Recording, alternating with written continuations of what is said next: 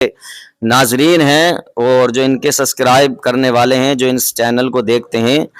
تو میں ان سے یہ گزارش کروں گا کہ اپنے اپنے گھروں میں دینی اسلامی ماحول پیدا کرنے کی کوشش کریں، جتنا زیادہ سے زیادہ ہو سکے دینی اسلامی ماحول جس گھر میں جتنا زیادہ ہوگا اس گھر میں آپس میں اتفاق میل محبت زیادہ ہوگی، خدا کی رحمتیں برکتیں زیادہ ہوں گی۔ اور آپ جائزہ لے لیں، جس بستی یا جس گاؤں جس شہر میں رہتے ہوں، دیکھ لیں کہ جس گھر میں اگر دینی اسلامی ماحول نہیں ہے تو اس میں آپس میں نہ اتفاقیاں ہوتی ہیں، ایک دوسرے سے ناراضگیاں ہوتی ہیں، باپ بیٹے سے ناراض، بیٹا باپ سے ناراض، ماں بیٹی سے، بیٹی ماں سے ناراض، کیونکہ وہ اپنے دین اسلام سے دور ہیں تو پھر ایک دوسرے سے بھی دور ہیں۔ کیوں حضرت؟ جی میں یہ کہہ رہا تھا حضرت، ایک بیماری ہماری ماں بہنوں کے اندر بہت پھیلی ہوئی ہے، وہ یہ ہے کہ وہ اصلی زیورات ہونے کے باوجود، جی جی جی، میں یہ نہیں کہہ رہا زیادہ بھاری بہنوں کھوٹے زیورات پہن کر نماز پڑھتی ہیں، اچھا اچھا، تو ان کے لیے کیا حکم ہے بھائی؟ وہ کھوٹے زیورات پہن کر جو نماز پڑھ رہی ہیں، جی جی جیسا یہ لوہا، جی جی جستا، تاوا، پیتل، جی یہ پہنتی ہیں اور باقی اصلی والے رکھ دیتی ہیں کہیں بھی، مطلب جی تو وہ ہلکے پھلکے، میں یہ کہہ رہا ہوں کہ یا تو اس کے بارے میں بتائیے، جی، کیونکہ ہمارے مہمانوں کو پتہ نہیں ہے ابھی تک، اور اکثر ایسی عورتیں ہیں، میں تو یہ کہہ رہا ہوں کم سے کم یہ لگا کے چلیے 90% ہے، جی 10% ایسی ماں بہن ہیں جو کہ وہ مسئلہ سمجھتی ہیں، 90 ایسی ہیں کہ وہ انہیں کچھ پتہ ہی نہیں ہے، حالانکہ قرآن شریف بھی بڑے تلاوت کرتی ہیں،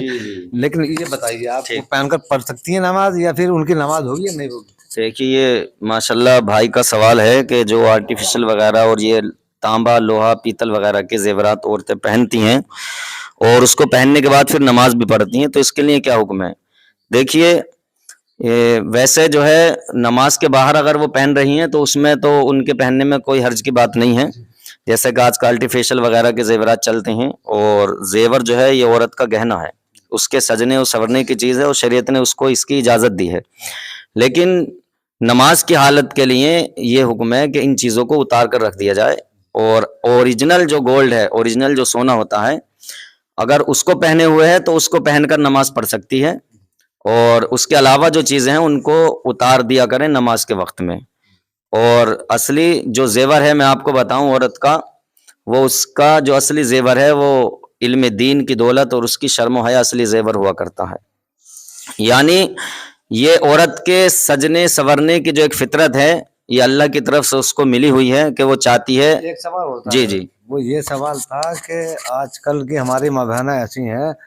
کہ وہ کہیں شادی بیاہ میں جاتی ہیں نا، جی تو 10-10 20 مرتبہ شیشہ دیکھتی ہیں، جی جی اور بہت سنورتی ہیں مطلب، جی اور جب شوہر کے پاس میں رہتی ہیں چار دیواری میں جی، تو وہ بالکل فوٹر بنی رہتی ہیں، مطلب بالکل میلے کچلے کپڑے پہنے ہوئے ہوں گے، حالانکہ یہ ثابت کرنا چاہتی ہیں ہمارے پاس میں سوٹ ہے ہی نہیں، جی جی جی، سمجھ گئے؟ تو ان کے لیے کیا حکم ہے کہ بھئی شوہر کے لیے تو تیار نہیں ہوتی،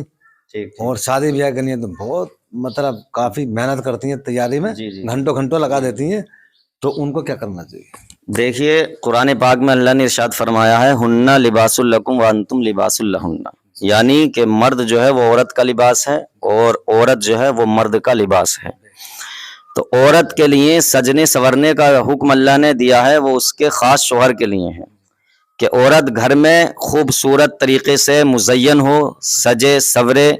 اور اچھے پاک صاف کپڑے پہنے، خوشبو لگائے، اور اس طرح سے رہے کہ اس کا شوہر جب اس کو دیکھے تو اس کا دل جو ہے دیکھ کر باغ باغ ہو جائے۔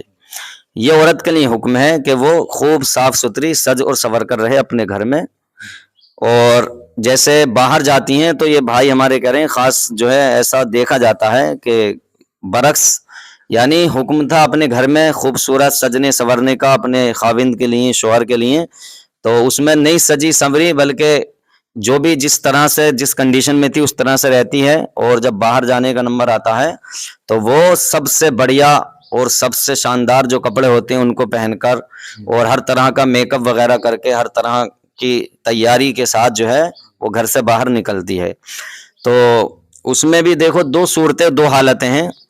اس میں ایک حالت تو ایسی ہے کہ جو کہ اس کے لیے ناجائز ہے، اور ایک حالت جو ہے وہ جائز ہے۔ جو ناجائز والی حالت ہے وہ یہ ہے کہ اگر عورت اکیلی نکلے گی گھر سے اس طرح سے تیاری کر کے سج کے سور کے، اور अकेली तन्हा जब वो घर से बाहर निकलेगी, शोहर उसके साथ में नहीं होगा, तो ये सजना संवरना तैयार होना उसके लिए इस वक्त में ये नाजायज हो गया। सिर्फ पाक साफ होकर पर्दे की हालत में वो निकले साफ सुथरी तरीके से, वो ठीक है। लेकिन अब इसका दूसरा पहलू यह है कि अगर उसका खाविंद साथ में हो, ठीक, यानी शोहर उसके साथ में है और वो अपनी बीवी को जो है अपने साथ में लेकर जाएगा, साथ में लेकर आएगा और उसको अपने साथ में रखेगा, उस हालत में वो अपने आप को तैयार करके साफ सुथरे होकर अच्छे कपड़े पहनकर अपने आप को मुज़य्यन करके पाक साफ करके पर्दा होकर जाती है और पर्दे के साथ जाए। पूरा दिखता हाँ। है उनका, वो मतलब पूरे और रास्ते वाले उनका दीदार करते हैं। अल्लाह अकबर। तो पूरे पर्दे के साथ मर्द को चाहिए कि अपनी औरत को पूरे पर्दे के एहतमाम के साथ लेकर जाए और इस बात का सभी मर्द ख्याल रखें। देखिए ये आदमी कभी कभी जो है अपनी मर्दानगी बहादुरी दिखाते हैं। आपने देखा होगा कि साहब हम बहुत बड़े मर्द हैं, बहुत बड़े बहादुर हैं, दिलेर हैं, लेकिन असली मर्द जो है वो होता है कि जो अपनी औरत को गैर उसकी निगाहों से बचा के रखे। असली जो मर्द है, असली मर्द की मर्दानगी और गैरतमंदी, सही मर्द की गैरतमंदी इस बात को कभी गवारा नहीं करती कि उसकी औरत का हुस्न जमाल या उसकी खूबसूरती या उसकी जो भी वज़ाक़ता है या उसके बालों का हुस्न जो है गैर देखें। वो मर्द कैसे मर्द होंगे भाई कि जो खुद भी शादी में इधर उधर टहलते नजर आते हैं और उनकी औरतें बाल खोलकर और उन पर तरह तरह के जो है वो काम कराकर ताकि वो और खूबसूरत लगें, तो वो अपनी बालों की नुमाइश और हुस्न की नुमाइश करती हुई फिरती हैं इधर उधर, तो उनकी गैरत मर जाती है। मतलब मर्दों की भी गैरत मर गई और उन औरतों की भी गैरत मर जाती है। तो वो मर्द वाकई मर्द कहलाने के हकदार होते हैं जो अपनी औरतों को पर्दे में ले जाते हैं और पर्दे में लेकर आते हैं और उनके हुस्न की हिफाजत करते हैं। कुछ औरतें माँ बहनें ये कहती हैं, अजी वो हमारा तो दिल का वो होना चाहिए, क्या चेहरा दिल का इस तरह से कहती हैं। और ये बताइए कि हुजूर ने जब एक सहाबी रसूल तशरीफ लेकर आए थे, नबीना थे, तो उम्मुल मोमिनीन पर्दा नहीं मतलब कर रही थी, तो हुजूर ने कहा कि पर्दा करो, तो कहा हुजूर ये तो देख नहीं सकते, तो कहा तुम तो देख सकती हो, तो क्या कोई उनसे ज्यादा पाक दामन औरत इस दुनिया में हो सकती है? क्या कोई सहाबा इकराम से ज्यादा पाक दामन इस दुनिया में हो सकता? तो उनसे जो है मतलब उन्होंने पर्दा किया। तो इस तरह से थोड़ा बताइए, लोगों को पता नहीं है कि हुजूर के जमाने में होता। एक साहब तो ये कह रहे थे और हमारे मेहमान ये कह रही थी राजस्थान में कि जी हुजूर के दौर में तो होता ही नहीं था। जी अल्लाह, तो बताइए थोड़ा सा। देखिए मैं बताऊं आपको, कुरान पाक में सूरह नूर है 18वें पारे में, इसमें अल्लाह तबारक व तआला ने मर्दों को भी पर्दे का हुक्म दिया है और औरतों को भी पर्दे का हुक्म दिया है। यानी जो औरतें, ये आप सही कह रहे हैं कि इस बात को मानने के लिए तैयार नहीं होती हैं कि ये हुजूर के ज़माने में पर्दे का हुक्म आया हो, या कभी आप टीवी चैनल पर देखें तो वो कहती हैं कि हम क्यों पर्दा करें, आदमी पर्दा करें। दिल का कहती हैं। हाँ, वो कहती हैं कि बस दिल का पर्दा हो गया, अब हमें और पर्दे की कोई ज़रूरत ही नहीं है। तो मैं आपको बताऊं सबसे पहले पर्दे का हुक्म कब नाजिल हुआ और पर्दे के फ़ायदे भी मैं आपको बताऊंगा। हालांकि ये यहाँ पर जो तालिबात पढ़ती हैं अल्हम्दुलिल्लाह ये पर्दे की अहमियत से बहुत वाकिफ़ हैं और मुझसे ज़्यादा बेहतर भी ये बयान कर सकती हैं, लेकिन हम उनको भी पर्दे में रखते हैं। देखिए सबसे बड़ी बात यह है कि हम माइक पे बोल रहे हैं और जो है वीडियो भी में हम हैं, और ये हमारी ख़वातीन जो हमारी यहाँ पढ़ने वाली ये जो तालिबात हैं अल्हम्दुलिल्लाह ये भी पर्दे में हैं, और ये इस बात का सबूत और दलील है कि देखिए ये हमसे ज़्यादा इज़्ज़तदार हैं और इनका मर्तबा हमारे दीन में हमसे ज़्यादा है। आप इसकी मिसाल यूँ समझिए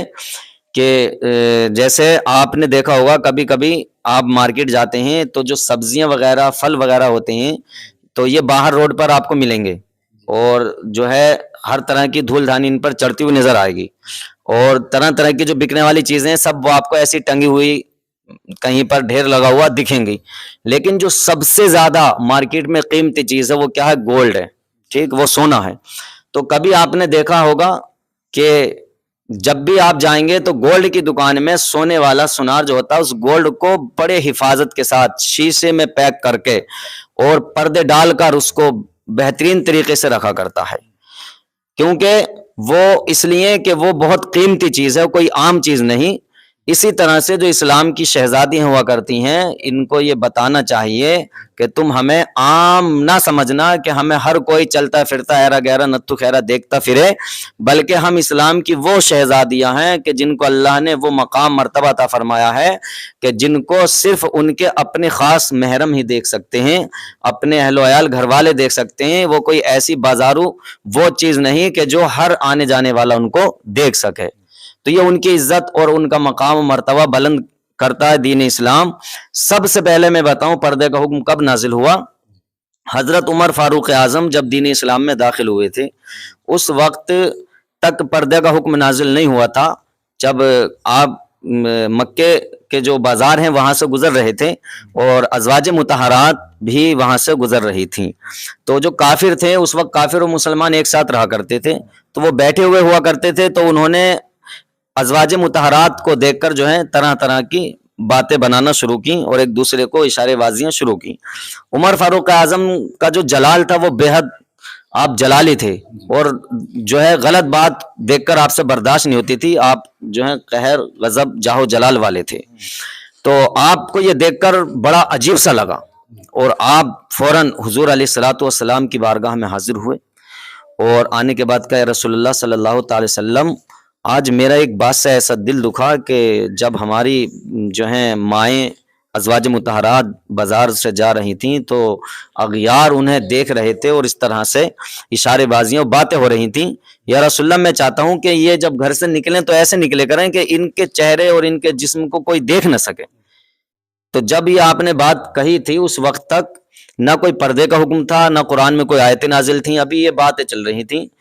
تو اسی بات کے درمیان میں اللہ تبارک و تعالی نے وہ پیغام لے کر حضرت جبریل امین علیہ الصلوۃ والسلام کو بھیجا جو قرآن میں سورہ نور کے اندر وہ آیتیں مبارکہ جمع ہیں، جس میں اللہ تبارک و تعالی نے یہ پہلا حکم نازل فرمایا تھا کہ اے نبی اپنی جو ہے بیویوں سے کہہ دو کہ جب وہ گھر سے باہر نکلا کریں، یا ایھا النبی قل لازواجک و بناتک و نساء المؤمنین، یعنی اے نبی اپنی بیویوں سے اور بیٹیوں سے کہہ دو کہ جب وہ گھر سے نکلا کریں تو اپنے اوپر چادر ڈال لیا کریں۔ سب سے پہلا جو حکم آیا پردے کا وہ ہمارے نبی کی ازواج مطہرات یعنی ہماری نبی کی جو ہے پیاری پیاری بیویوں کے لیے حکم آیا تھا،